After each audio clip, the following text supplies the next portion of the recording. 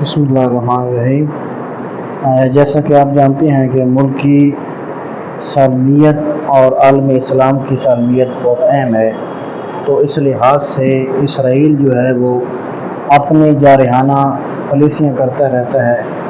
اس لحاظ سے میاں محمد شہباز شریف نے قطر کا دورہ کیا اور ان کے جو اسرائیل کا حملہ تھا ان کی شدید مذمت کی ہے اور ان سے اظہار یکجہتی کیا ہے،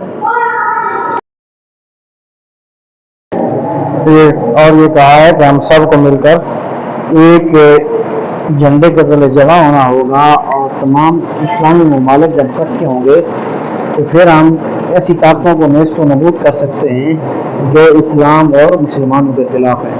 تو قطر کے وزیر اعظم نے بھی اس کا برملا اظہار کیا۔